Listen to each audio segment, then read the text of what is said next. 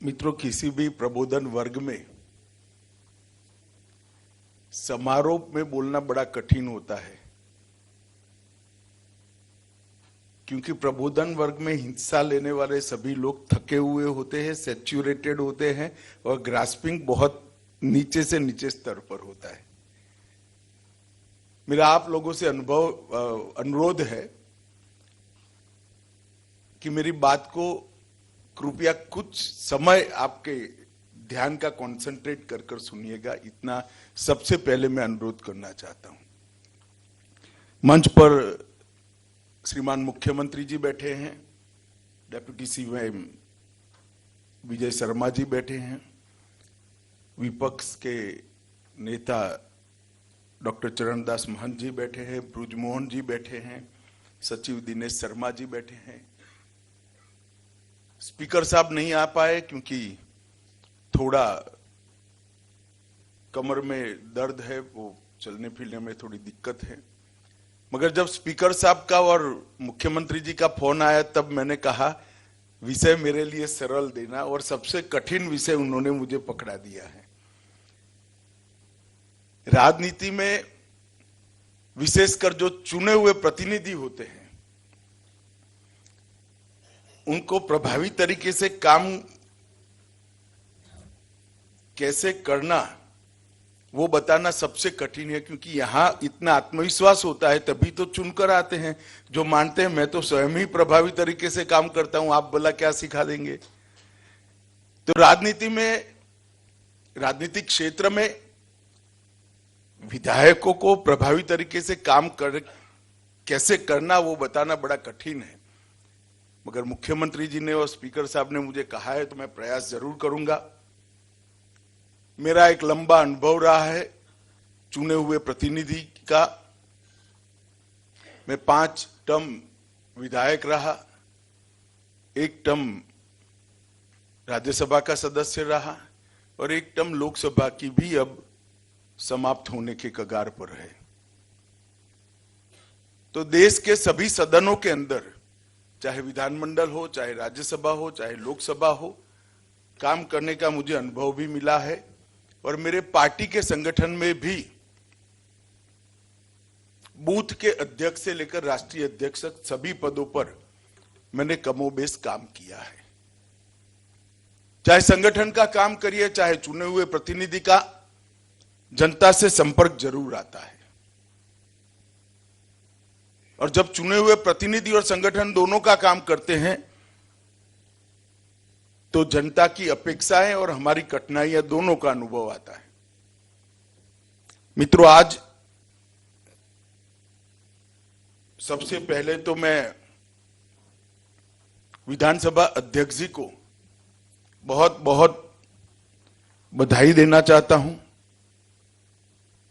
कि इन्होंने विधानसभा के सदस्यों का ये अभ्यास वर्ग एक प्रकार से प्रबोधन कार्यक्रम रखकर बहुत अच्छा किया है। कोई भी व्यक्ति कितना भी अनुभवी हो, परंतु सीखने का ना समय कभी समाप्त होता है ना कभी उम्र समाप्त होती है। जीवन के अंतिम सांस तक सीखते रहना ही सफलता का मूल मंत्र है। अगर सफल होना है तो हर घटना से, हर दिन से, हर मुलाकात से कुछ न कुछ सीखना चाहिए। और आज मेरे सामने नवनिर्वाचित विधानसभा के सदस्य बैठे हैं। जैसा बताया कि कुछ लोग नए हैं, कुछ लोग बहुत अनुभवी है, मंत्री भी रहे हैं, कांग्रेस पार्टी से भी रहे हैं, भारतीय जनता पार्टी से भी रहे हैं। मगर हम सब लोग जब विधायक के नाते चुन कर आते हैं तब हम सबके संज्ञान में होना चाहिए कि हम एक बहुत बड़ी परंपरा के वाहक हैं। जब हमारे देश को जब आजादी मिली उस वक्त दुनिया के कई पंडित, जो लोकतंत्र के पंडित माने जाते हैं, मीडिया जगत के कई विद्वान लोग आशंका करते थे कि भारत कैसे चलेगा, भारत में लोकतंत्र कैसे चल रहा है, भारत खंड खंड बिखर जाएगा। मगर अब 75 साल हुए पीछे मुड़कर देखते हैं तो हम सब ने, पूरे देश ने इकट्ठा मिलकर, सभी दलों ने इकट्ठा मिलकर हमारे लोकतंत्र की जड़ें पाताल से भी गहरी कर कर पूरी दुनिया को ये संदेश दिया है कि हम सफल लोकतंत्र हैं। त्रिस्तरीय लोकतांत्रिक व्यवस्था को हमने बड़े सफलता के साथ न केवल आत्मसात किया है, इसके सुफल भी जनता तक पहुंचाए हैं। और जब जनप्रतिनिधि की बात करते हैं तब हमारे यहां 3 प्रकार के जनप्रतिनिधि होते हैं। एक तो लोकल बॉडीज के होते हैं, एक हमारी विधानसभाएं हैं, और एक लोकसभा राज्यसभा का भी जनप्रतिनिधियों का प्रकार हमारे यहां बनना है। और कई सारे लोग ऐसे हैं जो तीनों प्रकार से काम करते करते जनता का, पार्टी का प्रतिनिधित्व करते हैं। मित्रों, आज जब मैं यहां आया हूं तब पूरा समय सारणी आपका देखा है। समय सारणी में कई प्रकार की चीजें, बारीकियां, कानूनी पेच, इस सब का आपके सामने बहुत अनुभवी लोगों ने उद्बोधन किया है और आपको इससे लाभान्वित भी किया है। परंतु हमारे यहां राजनीतिक क्षेत्र में चुने हुए प्रतिनिधि, चाहे व्यवस्था पहले राजाशाही व्यवस्था थी, अब लोकशाही व्यवस्था है, परंतु राजधर्म की कल्पना हमारे यहां बहुत समय से, ऋग्वेद महाभारत काल और उसके बाद में भी चाणक्य वगैरह के विद्वानों के कई प्रकार के ग्रंथों में दिखाई पड़ती है। उसको अगर आज के परिप्रेक्ष्य में हम देखें तो विधायक का रोल बड़ा महत्वपूर्ण होता है। प्रभावी विधायक बनना है तो विधायक के बड़े बड़े 3 प्रकार के दायित्व हम सब पर होते हैं जब हम जनप्रतिनिधि बनते हैं। एक तो हमारे क्षेत्र की ओर दायित्व होता है, दूसरा हमारे यहां मल्टी पार्टी पार्लियामेंट्री सिस्टम है, तो हमारी जो पार्टी होती है इसके आइडियोलॉजी का दायित्व हम पर होता है, और तीसरा विधानसभा के सदस्य हैं तो पूरे राज्य के सुखाकारी और राज्य के प्रगति का भी दायित्व होता है, कानून बनाने का भी दायित्व होता है, और बजट के माध्यम से राज्य का सम विकास कैसे हो इसका भी दायित्व होता है। तो तीनों क्षेत्रों में अगर सफलता प्राप्त करनी है तो हमें तीनों क्षेत्रों के अंदर आयोजन पूर्वक समय का भी आवंटन करना पड़ता है, हमारी शक्तियों का भी आवंटन करना पड़ता है। मैंने कई सारे अनुभवी विधायकों को मिला हूं जो क्षेत्र में बहुत लोकप्रिय होते हैं, क्योंकि जन समस्या का बहुत अच्छे से निवारण भी करते हैं, लोक संपर्क भी बड़ा होता है, लोक संग्रह भी बड़ा होता है, तो बड़े पॉपुलर होते हैं। मगर जब उठाकर उनका विधानसभा में परफॉर्मेंस देखते हैं तो शायद ही कोई बिल पर उन्होंने 2 शब्द भाषण किए होते हैं, शायद ही बजट की चर्चा में कोई कंट्रीब्यूशन होता है, शायद ही किसी भी प्रकार की बिल की चर्चा में उनका कंट्रीब्यूशन होता है। तो मेरी दृष्टि से ये संपूर्ण विधायक नहीं माना जाएगा। कुछ लोग ऐसे भी होते हैं जो जनता का संपर्क अच्छे करते हैं, अपने क्षेत्र की चिंता करते हैं, साथ में विधायी दायित्व का भी निर्वहन करते हैं, मगर वो अपनी पार्टी की आइडियोलॉजी, पार्टी के इथोस और पार्टी की कार्यपद्धति का प्रतिनिधित्व नहीं करते हैं, तो मैं जरूर मानता हूं वो भी एक संपूर्ण विधायक नहीं माना जाएगा। क्योंकि हमने बहुपक्षीय लोकतांत्रिक संसदीय व्यवस्था को अपनाया है। हमारा लोकतंत्र प्रेसिडेंशियल फॉर्म का नहीं है, प्रमुख की व्यवस्था नहीं है। हम सब एक पार्टी के साथ बंधकर जनता के सामने जाते हैं, और जब पार्टी के साथ बंधकर जाते हैं तो पार्टी की आइडियोलॉजी को देखकर भी वोट देने वाले बहुत बड़े जनसमूह का हमें समर्थन मिलता है। तो विधायक का यह भी दायित्व है कि पार्टी का पॉलिसी, नीतियां, पार्टी की कार्यपद्धति और पार्टी के उद्देश्यों की परिपूर्ति के लिए भी काम करना, अपने मत क्षेत्र के लिए भी काम करना, और राज्य की इन टोटो कुल मिलाकर सुखाकारी के लिए भी काम करना। लोकल बॉडीज के जनप्रतिनिधि होते हैं, उनके लिए बड़ा सरल होता है। उनको रोजमर्रा के कामों के लिए, चाहे म्युनिसिपालिटी हो, तहसील पंचायत हो, जिला पंचायत हो, उसके एड्रेस करना होता है। विधायकों को मैंने जो कहा, इन 3 प्रकार से काम करना पड़ता है, और सांसदों को पूरे देश के नीति निर्धारण, पूरे देश का बजट, ये सभी क्षेत्रों के लिए समान हो, सुरक्षा, विदेश और कानून बनाने की प्रक्रिया, और अपना मत क्षेत्र और पार्टी, इस प्रकार की जिम्मेदारी बड़ी बड़ी हमारी बहुपक्षीय संसदीय लोकतांत्रिक प्रणाली में निश्चित हुई है। और जब हम शब्द प्रयोग करते हैं प्रभावी विधायक कैसे बनना, तो तीनों के लिए हमने अपने आप को तैयार करना होता है। और इसके लिए मेरे हिसाब से हम सब जो जनप्रतिनिधि होते हैं, उसके अंदर सबसे पहले संवेदना होनी चाहिए। संवेदना अपने क्षेत्र के लिए, अपनी जनता के लिए। हमारा संवैधानिक दायित्व निर्वहन करने के लिए तत्परता भी होनी चाहिए और कुशलता भी होनी चाहिए, और उत्सुकता भी रखनी पड़ती है, क्योंकि उत्सुकता से ही, जिज्ञासा से ही राज्य और अपने क्षेत्र का हम भला कर सकते हैं। और ये सारा प्रसन्नता के साथ करना होता है।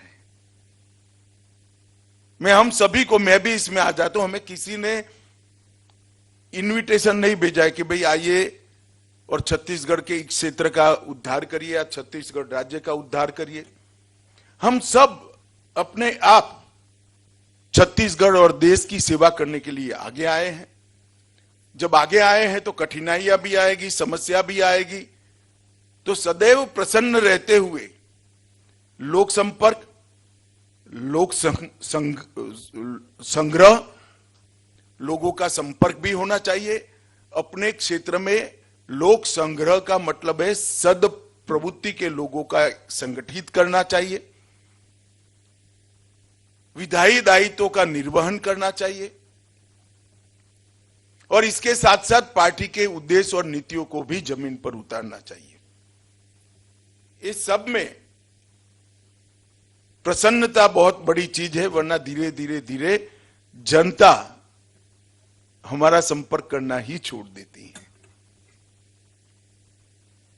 मैं आपको मेरे अनुभव के आधार पर कह सकता हूं, मैं पहली बार विधायक चुनकर गया तब बड़ी युवा अवस्था में गया था। तेज तर्रार विचार थे, वर्ताव भी तेज तर्रार था, पर धीरे धीरे धीरे समझ में आ गया कि प्रसन्नता सबसे बड़ी चीज है। हंसते हंसते हंसते ही दायित्वों का निर्वहन करना, इसके लिए कुशलता चाहिए और स्वभाव में परिवर्तन करना पड़ेगा। और इसीलिए मैंने मेरे स्वभाव के अंदर बहुत सारा परिवर्तन इतनी उम्र के साथ किया। कुछ तो उम्र ही कर देती है और कुछ अनुभव भी करता है। मित्रों, अधिकारियों के साथ, क्षेत्र के विकास के साथ हमेशा जनप्रतिनिधि का संघर्ष रहता है। मैं वेस्टेड इंटरेस्ट की बात नहीं करता, परंतु जनता की समस्याओं के लिए भी संघर्ष रहता है। हमने समझना पड़ेगा कि अधिकारी एक निश्चित प्रकार की कार्य योजना जो स्टेट लेवल पर तय हुई इसके अधीन काम करते हैं। इसका बजटरी प्रोविजन होता है, इसकी योजनाएं होती है, योजनाएं की कुछ शर्तें होती है। और हमारा प्रॉब्लम है कि सुबह हमारे घर 100 लोग आ गए तो हम क्या करें, भड़ाक से फोन उठाकर कह देते हैं। और इससे अधिकारियों के साथ हमारी जो कटुता होती है वो कुल मिलाकर क्षेत्र की सेवा नहीं करती है। हमने एडमिनिस्ट्रेशन को समझकर लीक कर देने की आदत डेवलप करनी चाहिए। जितना लीक कर दोगे उतना ही आगे काम जल्दी बढ़ेगा। और मेरा आपसे आग्रह है, मेरे अनुभव के आधार पर मैं कहता हूं, लीक कर देने के 15 दिन बाद ही फोन करिए। एक तो लीक कर देंगे तो ऐसी कोई बात आप नहीं लिख सकेंगे जो न करनी चाहिए, अपने आप मर्यादा आ जाएगी। और लीक कर देंगे तो वो उस पर काम कर कर आपको फोन पर उत्तर देने के लिए सक्षम भी होंगे। तो हमने अधिकारियों के साथ काम करने के अपने तरीकों में भी अनुभव के आधार पर अधिकारियों के साथ गपशप कर कर अपने काम की पद्धति को इवॉल्व करना चाहिए, बनाना चाहिए। मैं बहुत स्पष्टता के साथ मानता हूं कि जनप्रतिनिधि जब समर्थ होता है, सक्षम होता है और जवाबदेह होता है, तभी अच्छा प्रशासन अपने जिले में, अपने क्षेत्र में इसका समर्थन करता है। हम जो समस्या लेकर जनता हमारे साथ आई है इसका अध्ययन कर कर एडमिनिस्ट्रेटिव तरीकों को समझकर अगर पत्र लिखेंगे तो उसको रिस्पॉन्ड करना ही करना है। आप मेरी बात मानकर चलिए। और अगर कोई नहीं करता है तो विधानसभा से लेकर, विधानसभा के कई नियमों से लेकर कई समितियों तक जनप्रतिनिधि के साथ इतना विशाल दायरा पड़ा है कि कभी आपको गुस्सा होने की जरूरत ही नहीं पड़ेगी। वो अपने आप आपका काम करेंगे। और मैं मानता हूं कि समस्याओं को निराकरण के कई रास्ते होते हैं। आंदोलन होता है, अनशन होता है, कोर्ट में कुछ लोग पीआईएल कर देते हैं, कुछ आरटीआई लगा देते हैं, कई एनजीओ के पंडित भी अब घूमते रहते हैं और मीडिया भी इसी प्रकार का कमोबेश कभी कभी काम करता है।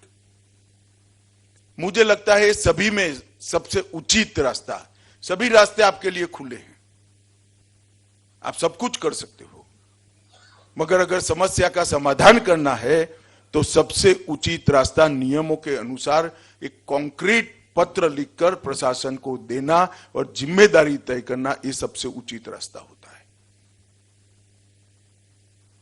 और मैं तो विपक्ष में ही ज्यादातर समय रहा, तो ये सारी चीजों जो मैंने कही, आंदोलन, अनशन, कोर्ट में अर्जी, ये सब भी कर चुका हूं। और जब कुछ लोगों ने आज जैसे सामने बैठे हैं, ऐसे मैं सामने बैठा था, कांग्रेस के हमारे बहुत बड़े नेता थे, उन्होंने हमारे प्रबोधन में कहा था, इनका अनुभव सुनकर मैंने भी समस्याओं को समझकर लिखना शुरू किया। मैं आपको कह सकता हूं, किसी भी आंदोलन से सार्थक रूप से समस्या को समझकर, एडमिनिस्ट्रेशन को समझकर लिखा हुआ पत्र ज्यादा कारगर होता है। इससे हमारे आंदोलन का अधिकार समाप्त नहीं होता है। तो जनता की समस्याओं के निराकरण और उसमें हमारे दायित्व के निर्वहन के लिए सबसे पहले समस्या को समझना हमारे लिए बहुत जरूरी है। मैं एक बात जरूर आपको कहना चाहता हूं, हमारा मूल काम समस्या पर समग्रता से विचार कर कर समाधान देना है, प्रसिद्धि लेना नहीं है। अगर जिस चीज के लिए अपने एक कठोर फोन कर दिया, आंदोलन कर दिया, अनशन कर दिया, वो काम अगर समाप्त नहीं हुआ है तो जनता आपसे संतुष्ट नहीं होगी।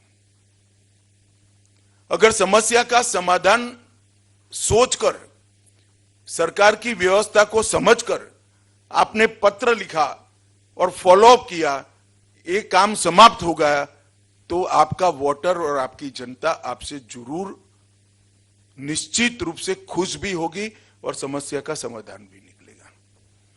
तो तत्काल प्रसिद्धि के लिए, एडमिनिस्ट्रेशन के लिए भी बोझ बनना और अपने फ्यूचर के लिए भी बोझ बनना, क्योंकि वो समस्या का निवारण नहीं होगा तो 5 साल के बाद तो जनता हिसाब करेगी ही करेगी। इस प्रकार का काम हमने नहीं करना चाहिए। और मैं मानता हूं कि हमने ढेर सारी योजनाओं के वॉचडॉग बनने का भी काम करना चाहिए। देश के हर राज्य में कोई राज्य सरकार किसी भी दल की हो, मैंने ऐसी राज्य सरकार नहीं सुनी जिन्हें जन कल्याण के कार्यक्रम न बनाए हों। और केंद्र सरकार के भी मैं सैकड़ों कार्यक्रम गिना सकता हूं, जन कल्याण के कार्यक्रम, पीडीएस का चावल पहुंचाने से लेकर, बच्चों को पढ़ाने से लेकर, उनके न्यूट्रिशन से लेकर, महिलाओं तक के, अनेक किसानों तक अनेक कार्यक्रम हैं।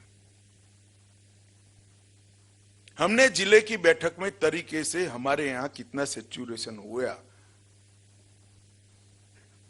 ये योजना का कितना सैचुरेशन हमारे यहां हुआ, इसका स्टॉक टेकिंग मांगने निकलोगे तो अपने आप गति बढ़ती जाएगी। इसलिए मेरा आग्रह है कि समस्या का समाधान के बारे में हमने सोचना चाहिए। कठोर से कठोर बात भी बहुत शालीनता के साथ लिख भी सकते हैं, बोल भी सकते हैं। जो चीज कठोर तरीके से बोलते हैं उसी को अगर शालीनता के साथ कहेंगे तो सामने वाले व्यक्ति को, जिसको रिस्पॉन्ड करना है, उसको लगेगा कि आप आपकी जनता की समस्या मेरे सामने रख रहे हो। और अगर कटुता से करोगे तो उसको लगेगा ये मेरे साथ झगड़ा कर रहे हैं। तो हमारा काम समस्या का निवारण है। आजकल कई जगह फैशन हुआ है, वो वीडियो चालू करते हैं और अधिकारियों से बतियाते हैं और फिर सोशल मीडिया में रख देते हैं। मैं पार्टी के अध्यक्ष नाते पूरे लोकसभा चुनाव और हर राज्य की विधानसभा लड़ाया हूं। ऐसे जो वीडियो वीर है उनको बड़े बड़े मार्जिन से मैंने हारते हुए देखा है, क्योंकि समस्या जस की तस वहीं पड़ी रही थी। उनको प्रसिद्धि मिल गई थोड़े समय के लिए। तो हमने तय करना पड़ेगा कि हमने किस दिशा में जाना है। मित्रों, एक हमारा दायित्व विधायी दायित्व भी है।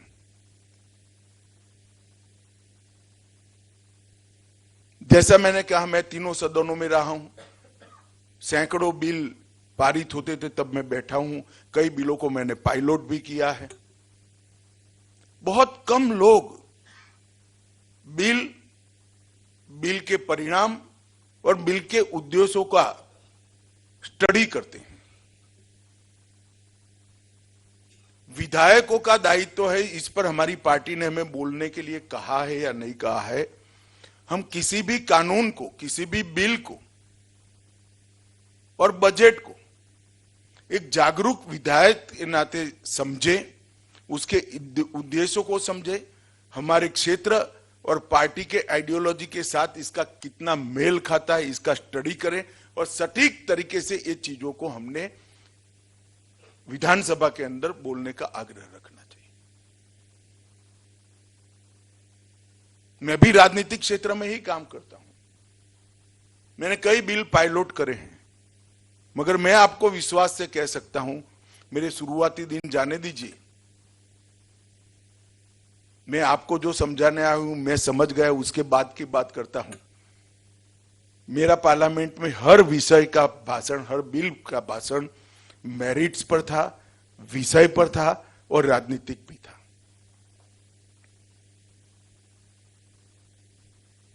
हर उठाए गए सवाल का जवाब भी दिया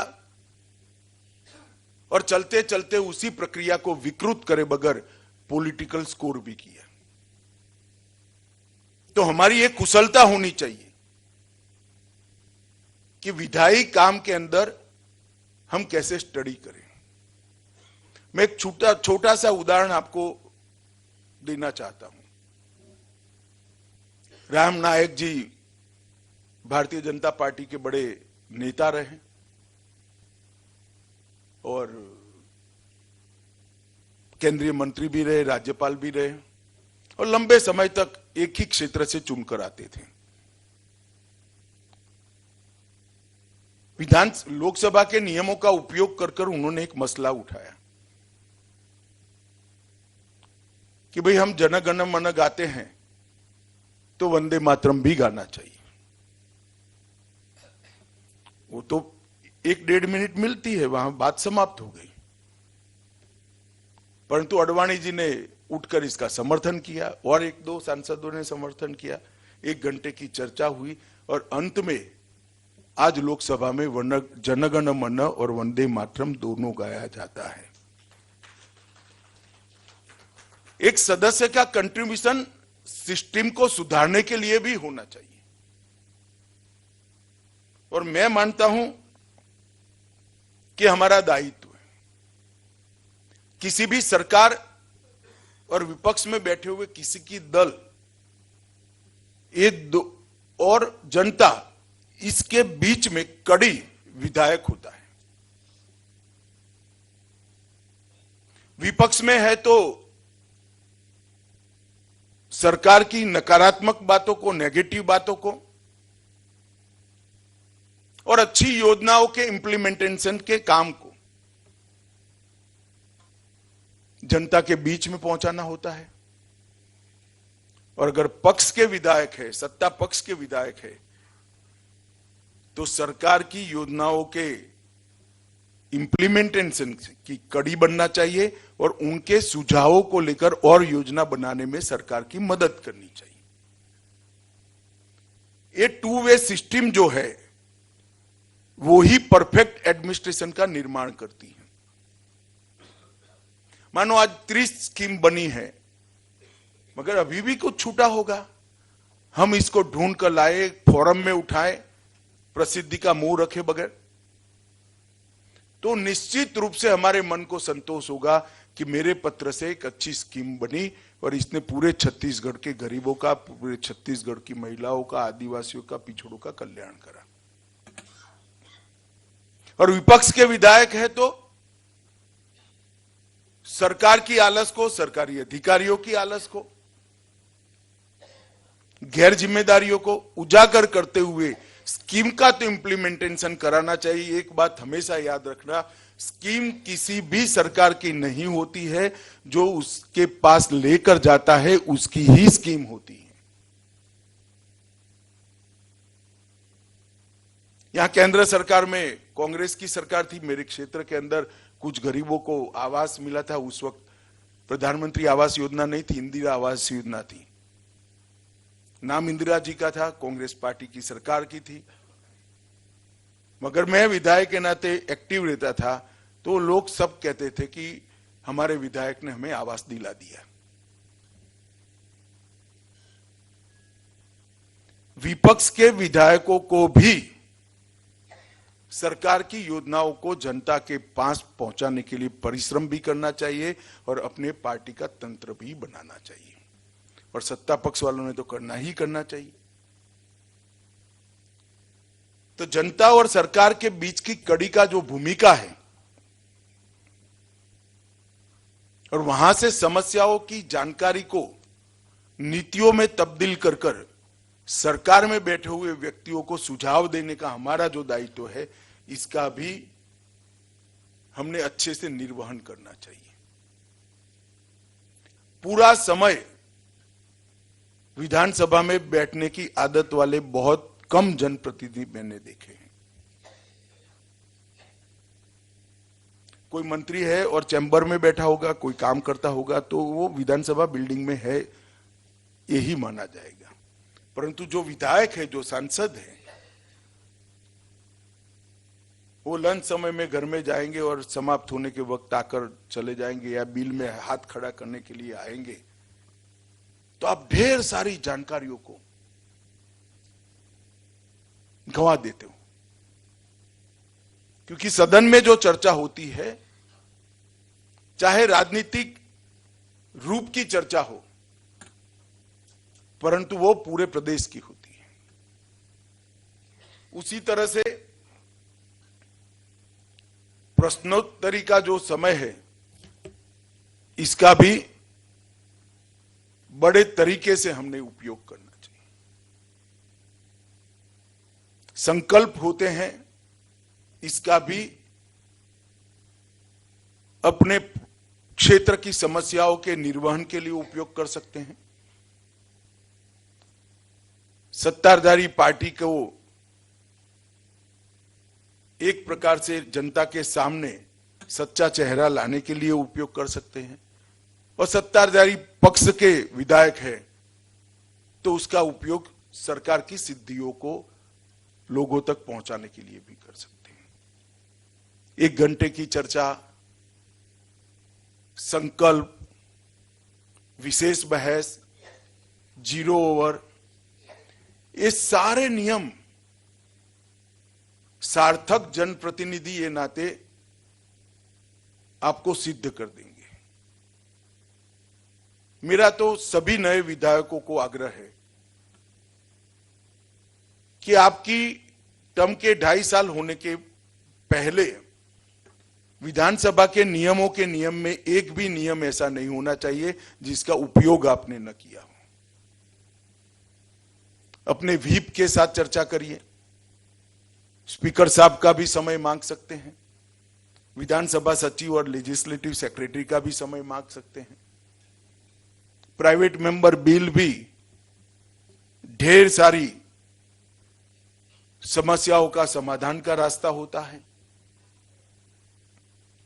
अभी अभी मोदी जी की सरकार बनने के बाद 370 चला गया, सीए आ गया, ट्रिपल तलाक समाप्त हो गया। ये तीनों विषय ऐसे हैं जिस पर 50 के कम प्राइवेट मेंबर बिल 75 साल में नहीं आए हैं। ये 50 प्राइवेट मेंबर बिल जो आए वो तो विपक्ष के लोग लाए होंगे, उनको मालूम भी था कि बिल गिर ही जाना है, मगर फिर भी सदन के लिए अपनी पार्टी के लक्ष्यों को सिद्ध करने के लिए उन्होंने बहस भी करी और अपनी पार्टी का विचार लोगों तक पहुंचाया। मुझे मालूम नहीं यहां क्या व्यवस्था है, हमारे यहां शुक्रवार की व्यवस्था होती थी, गुजरात विधानसभा में शुक्रवार की ही व्यवस्था है ना। शुक्रवार की व्यवस्था का भरपूर उपयोग विधायक ने करना चाहिए। इसकी जगह शुक्रवार को क्षेत्र में जाने की हमें जल्दी होती है।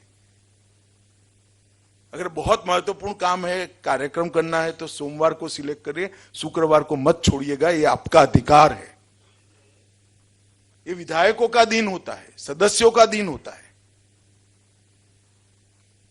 इसके हर रूल का उपयोग करना चाहिए। लेजिस्लेटिव प्रोसेस जो है,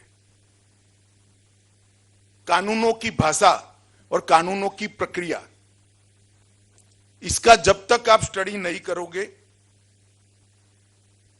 आप अच्छे विधायक नहीं बन सकते हो। एक बिल आया है, इसमें अमेंडमेंट कैसे रखना, बिल पर चर्चा के दायरे होते हैं, वो दायरे में ही बोलना, जिससे स्पीकर साहब हमें बिठा न दे। एक प्रकार से एक कला होती है, ये सार्वजनिक मंच नहीं होता है। मुझे तो कई बार दुख होता है कि सार्वजनिक मंच पर देने के भाषण जब सदन में दिए जाते हैं, तब हम सदन की गरिमा को भी कम करते हैं और एक टेम्पररी प्रसिद्धि के लिए अपनी साख को भी बिगाड़ते हैं। लेजिस्लेटिव प्रोसेस को विधायक ने बहुत अच्छे तरीके से समझना चाहिए और इसके अनुसार अपनी भाषा, इसके नियमों के अनुसार अपना बर्ताव और इसके नियमों के अनुसार विधानसभा सचिवालय के साथ अपनी लिखापढ़ी करनी चाहिए।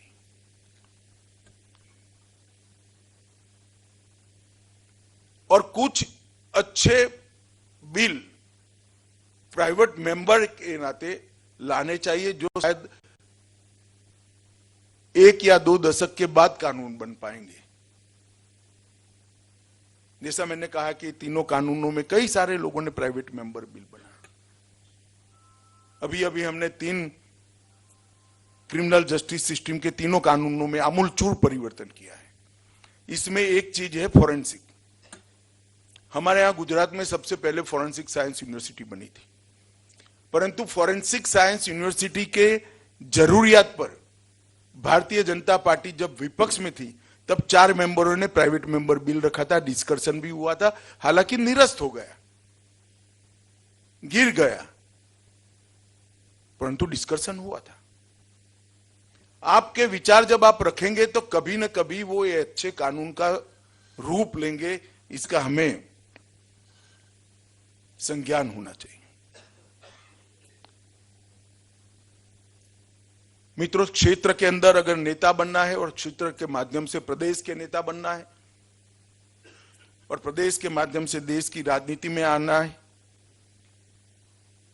तो संपर्क, संवाद और परिश्रम, ये 3 ही काम में आ सकते हैं। चौथी कोई चीज काम में नहीं आएगी।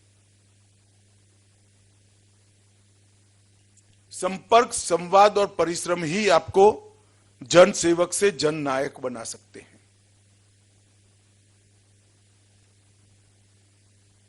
क्योंकि लोकतांत्रिक व्यवस्था में पार्टी आपको टिकट दे सकता है, मगर जनता का मैंडेट तो तभी मिलेगा जब आपका संपर्क होगा, जनता से संवाद होगा और क्षेत्र के लिए हमने परिश्रम किया होगा। इसके लिए कार्यालय की रचना, आर्थिक कठिनाइयां होती है तो घर के कमरे को भी कार्यालय बना सकते हैं। हमें पार्टी के और विधायक के दायित्व नाते क्षेत्र के बाहर भी रहना पड़ता है, मगर समस्याओं के साथ संवाद की व्यवस्था आपके कार्यालय के माध्यम से होती है। छोटी छोटी योजनाओं के इंप्लीमेंटेशन का काम भी हमारा कार्यालय ही करता है। तो विधायक का सबसे पहला दायित्व है कि हम कार्यालय की रचना इतनी वैज्ञानिक और आधुनिक करें कि हमारे क्षेत्र के हर गांव के छोटी सी छोटी घटना का रिपोर्टिंग हम तक हो जाए और इतने प्रोएक्टिव रहे कि वो घटना के लिए प्रशासन से बात करने से लेकर सरकार से बात करने तक की प्रक्रिया हम करें।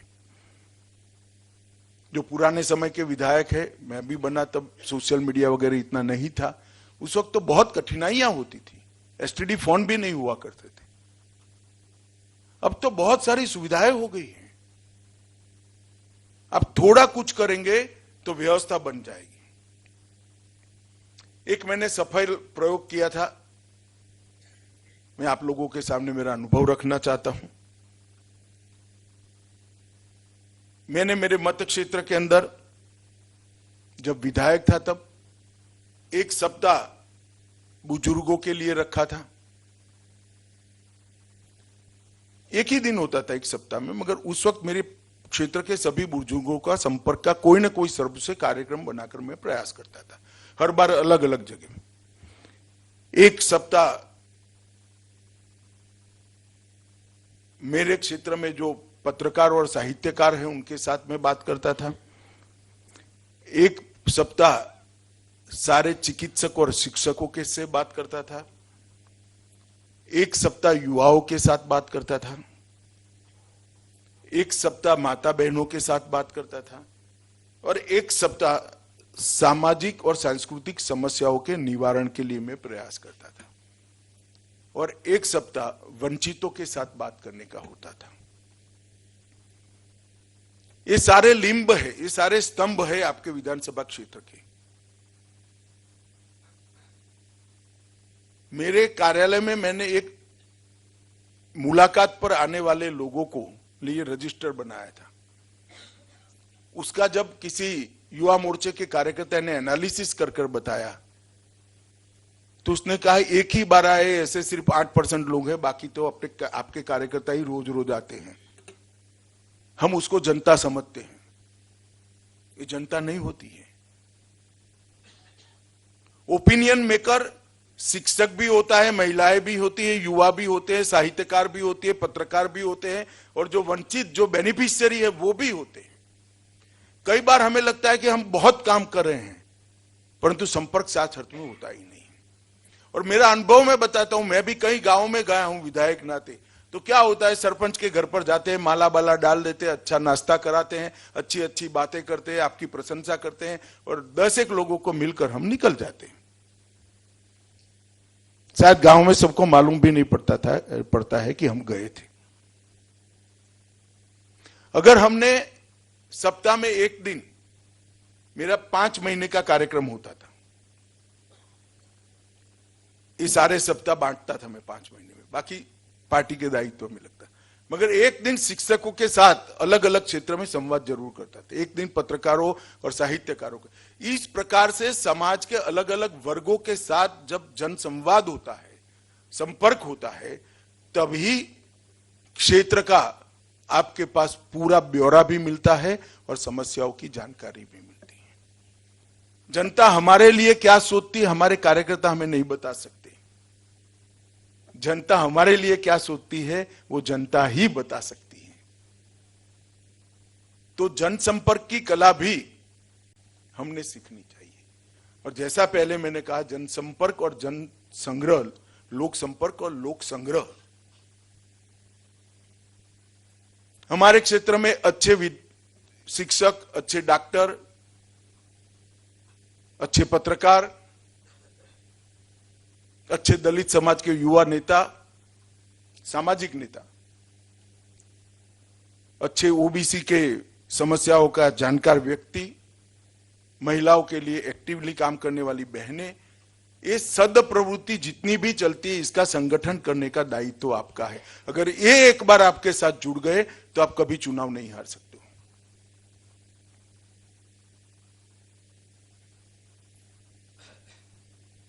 मैं पहली बार चुनाव 25,000 वोट से जीता था और अंत में 2,60,000 वोट से जीता था।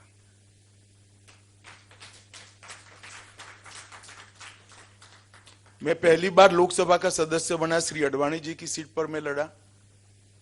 4 सीट भारतीय जनता पार्टी के पास थी, 3 सीट कांग्रेस के पास थी, और सालों से ऐसा ही था। और इस बार जब विधानसभा का चुनाव हुआ मेरे सदस्य बनने के बाद, 7 सीट भारतीय जनता पार्टी बड़े मार्जिन के साथ जीती। इसका मूल कारण है जनता को लिए हमारे मन में भ्रांति न हो, हम कार्यकर्ता को जनता न माने। कार्यकर्ता को भी मिलना ही चाहिए, परंतु जनता का समय भी रखना पड़ेगा। अल्टीमेटली तो कार्यकर्ता ही चुनाव लड़ाता है, पर जनता का ओपिनियन भी हमारे लिए बहुत जरूरी होता है। इस पर भी हमने ध्यान देना पड़ेगा। लेजिस्लेटिव प्रोसेस के साथ इन्वॉल्व होना चाहिए। पार्टी की पॉलिसीज को विधानसभा के नियमों के माध्यम से फ्लोर पर लाने की कुशलता हम में होनी चाहिए। जैसा मैंने कहा, 370 हमारा तो बहुमत था नहीं, कांग्रेस की सरकारें थी, मगर कई सांसदों ने 370 के लिए बिल लाया, जो प्राइवेट मेंबर बिल था, वो निरस्त हो गया। कोई बात नहीं, मगर इस पर चर्चा हुई। अब उत्तराखंड यूसीसी ला रहा है, यूनिफॉर्म सिविल कोड रहा है, इस पर भी 30 बार लोकसभा राज्यसभा में चर्चा हो चुकी है प्राइवेट मेंबर बिल से। तो पार्टी की पॉलिसियों को विधानसभा का उपयोग कर विधानसभा के नियमों का उपयोग कर विधानसभा में और जनता के बीच में रखना चाहिए।